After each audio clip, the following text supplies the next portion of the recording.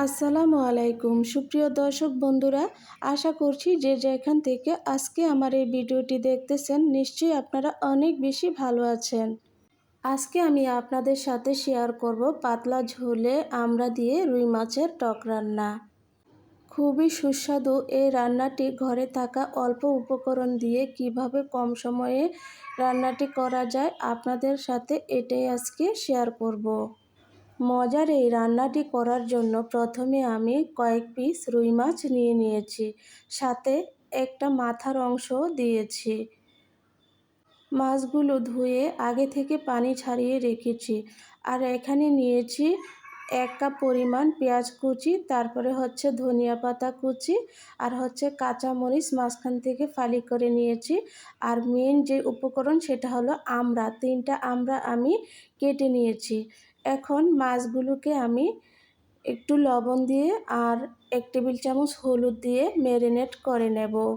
আজকের ভিডিওটি দেখতে দেখতে যদি কোনো না কোনো জায়গায় ভালো লেগে যায় তাহলে ছোট্ট করে একটি লাইক দিয়ে দিবেন। আপনাদের মূল্যবান একটি লাইকই কিন্তু আমার ভিডিওটি অন্যজনের কাছে পৌঁছে যেতে সাহায্য করবে। তো বন্ধুরা, এখন চুলায় একটা কড়াই বসাই দিলাম, তাতে পরিমাণ মতো সর্ষের তেল দিয়ে দিলাম। এখন আমি এক এক করে সবগুলো মাছ দিয়ে দেব। এখন কিন্তু আমড়ার সিজন চলতেছে, আপনারা চাইলে অন্য মাছ দিয়েও আমড়ার এই রেসিপি রান্না করে খেতে পারেন।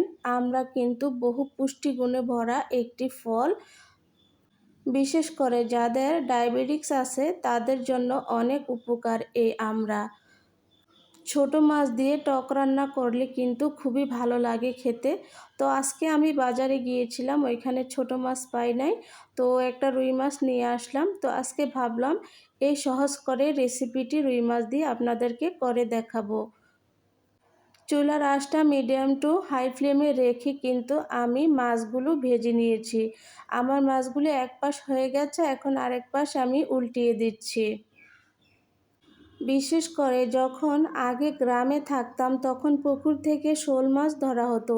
শোল মাছ দিয়ে আমড়া দিয়ে রান্নাটা কিন্তু অনেক চমৎকার হয়, খেতেও কিন্তু খুবই ভালো লাগে। তো আজকে এই রান্নাটাই কিন্তু আমি আপনাদেরকে রুই মাছ দিয়ে করে দেখাচ্ছি। এই রান্নাটা আমি আমার দাদির কাছ থেকে শিখেছি।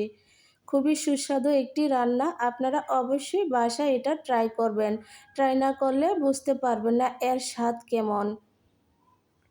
তো বন্ধুরা, আমার মাছগুলো কিন্তু ভাজা হয়ে গেছে। মোটামুটি 5 থেকে 6 মিনিট আমি মাছগুলো ভেজে নিলাম। এখন এক এক করে মাছগুলো উঠিয়ে আমি একটা প্লেটে রেখে দেব। আজকের ভিডিওটি যে যেখানে কাছে দূরে দেশে বিদেশ থেকে দেখতেছেন, প্লিজ সম্পূর্ণ ভিডিওটি কন্টিনিউ করার অনুরোধ রইল। আর যদি আপনাদের কাছে একটু বেশি ভালো লেগে থাকে তাহলে আমার চ্যানেলটিকে সাবস্ক্রাইব করে রাখতে পারেন। এতে করে আমি নতুন ভিডিও ছাড়া মাত্রই আপনাদের কাছে নোটিফিকেশন চলে যাবে। তো বন্ধুরা দেখুন, মাছগুলো কিন্তু আমি একটা প্লেটে উঠিয়ে নিলাম। অবশিষ্ট যে তেলটা ছিল সেই তেলের মাঝে 1 কাপ পেঁয়াজ কুচি দিয়ে দিলাম। পেঁয়াজ কুচি দেওয়ার পরে এখন চুলার আঁচটা একদম হাই ফ্লেমে রেখে পেঁয়াজ কুচিগুলোকে আমি একদম ব্রাউন কালার করে ভেজে নেব। বন্ধুরা, এই আমড়া কিন্তু যখন আমরা কাঁচা অবস্থায় খাই তখন কিন্তু টক মিষ্টি লাগে, আর যখন রান্না করে ফেলি তখন কিন্তু বেশি একটা টক লাগে না, মোটামুটি টক হয় আর কি।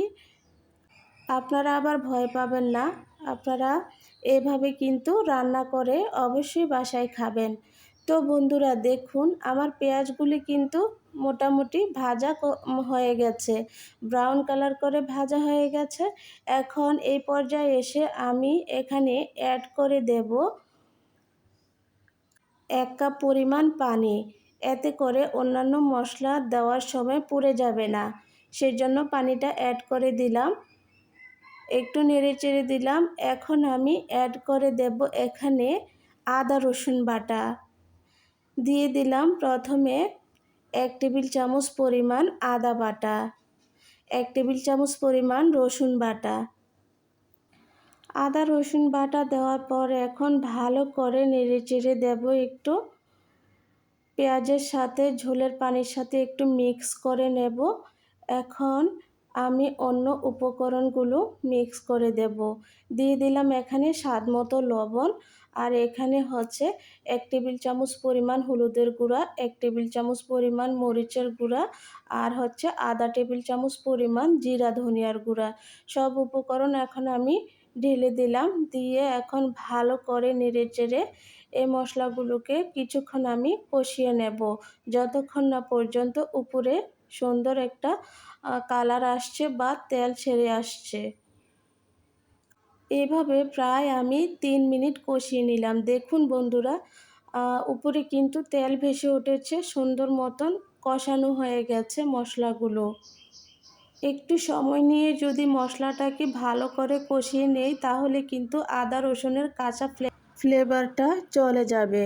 তো দেখুন এই পর্যায়ে এসে কিন্তু আমার মশলাটা কষানো হয়ে গেছে। এখন কেটে রাখা আমড়া, তারপর হচ্ছে 5টা কাঁচামরিচ মাঝখান থেকে ফালি করে দিয়ে দিয়েছি। দিয়ে ভালো করে এখন এই মশলার সাথে আমড়াগুলোকে কষিয়ে নেব কিছুক্ষণের জন্য। আমার আজকের ভিডিওটি কে কোথায় থেকে দেখতেছেন প্লিজ কমেন্ট করে জানাবেন। আপনাদের কমেন্ট পড়তে আমার কাছে খুবই ভালো লাগে, আর নতুন নতুন ভিডিও বানাতে উৎসাহ জাগায়। ঢাকনা দিয়ে 5 মিনিট আমি রান্না করে নিলাম আমড়াগুলোকে। দেখুন 50% কিন্তু সিদ্ধ হয়ে গেছে। এখন আরেকটু ভালো করে নেড়েচেড়ে দিতেছি। তো এই পর্যায়ে এসে আমি কিন্তু ঝোলের পানি অ্যাড করে দিলাম। যে যেরকম ঝোল খেতে পছন্দ করেন সেই পরিমাণে ঝোলের পানিটা ব্যবহার করতে পারেন। আজকে আমি একটু ঝোল ঝোল করে রান্নাটা করব, সেজন্য ঝোলের পানিটা একটু বেশি পরিমাণে দিয়েছি। এখন এক এক করে আগে থেকে ভেজে রাখা মাছগুলো দিয়ে দেব। আর হ্যাঁ বন্ধুরা, যারা আমার চ্যানেলে নতুন অবশ্যই আমার চ্যানেলটিকে সাবস্ক্রাইব করে আমার পাশে থেকে যেতে পারেন। এতে করে আপনিও এগিয়ে যেতে পারবেন, আমিও এগিয়ে যেতে পারবো। তো বন্ধুরা, সবগুলো মাছ কিন্তু দেওয়া হয়ে গেছে।